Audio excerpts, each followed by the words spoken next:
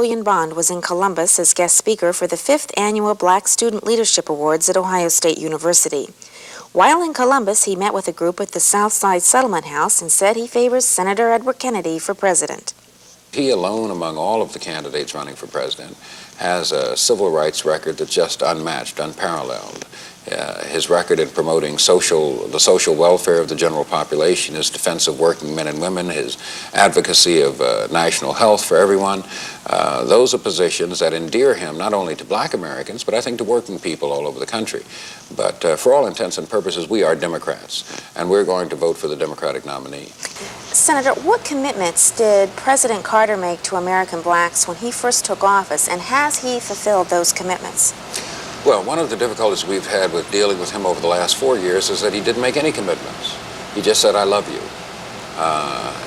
Most of us are old enough to have heard that once or twice before. The one serious commitment he did make when he was candidate Carter was that he would never sacrifice the struggle to provide jobs on the altar of the struggle to decrease the rate of inflation.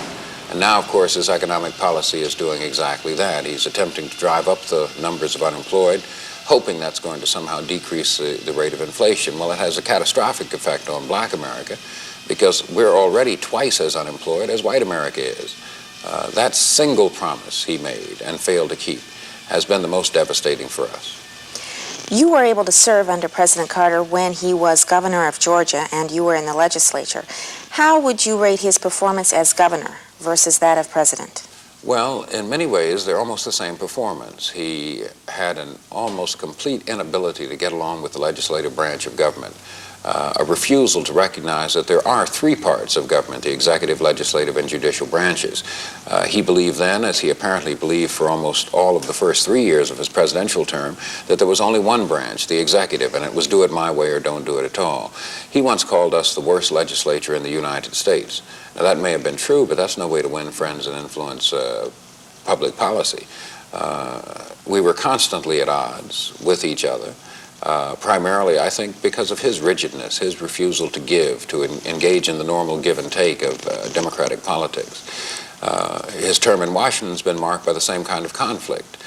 Jousting with the Congress, refusal to meet with its leaders, refusal to hear the opinions of these 435 men and women in the House and 199 men and 1 woman in the Senate who have a great deal to do with how the country is going to be run.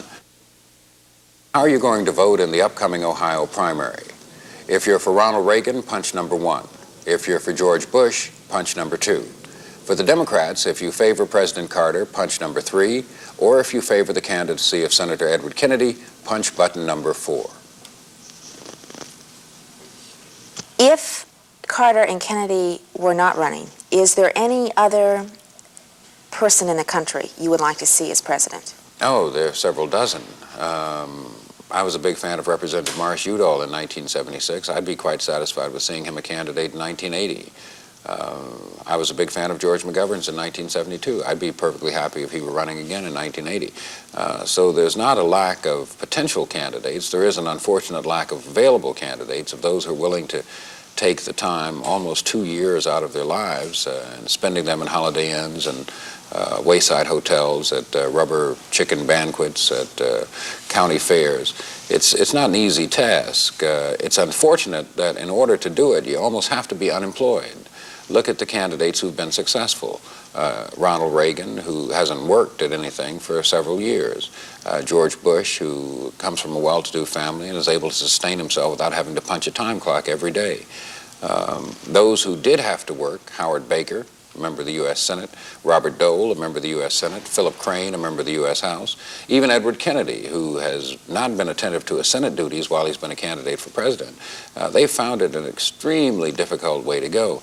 Only the president has been able to work at his job and use his job as part of his campaign apparatus at the same time. What are the 3 top challenges that you see facing American blacks in the 1980s?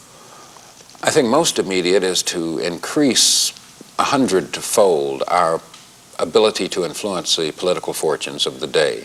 That means registering in much, much larger numbers than we're currently registered. That means voting in much larger numbers than we currently vote. And it means becoming a much more informed electorate than we already are. We made a tragic mistake in 1976. We voted for a man who knew the words to our hymns and not the numbers on our paychecks. We should never, never make that mistake again. If we had our political ducks in a row, I think we've got to next get our economic ducks in a row. We've got to continue to support those persons and institutions in our community that make it a healthy place.